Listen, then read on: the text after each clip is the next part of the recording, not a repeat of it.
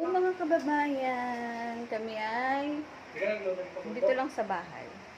Ayan guys, ang dami kong nilinising kalat. So, ganyan talaga ang buhay ng isang ina. Umaga pa lang, madami ng gawa. Pero laban lang, diba? Kasi, nanay tayo. Kailangan kayanin natin guys. Diba? Dami namin kalat guys. Pati yung mga input, mga gawain ng lalaki yung... Minsan di mo alam kung saan ka mag-uumpisa guys. Kumain na kami kanina. Tanghalian. Tapos yung mga anak ko nasa taas na. Doon sila mag-ate. Ako na naiwan dito sa baba.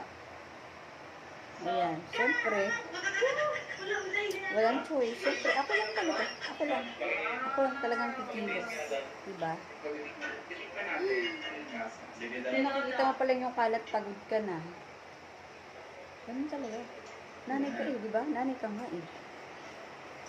Kaya, kailangan, nanay ka. Kailangan gawin mo lahat. Wala nang reklamo. Huwag ka nagre-reklamo. Ay, habang nanonood ako ng favorite ko na Pugong Biyahero. Ay, natakpan. Sorry. Yun lang guys, simulan ko na ito. Lakan ako. Madagdagan pa ang kalat. Bye bye. Thank you for watching. Please like and subscribe.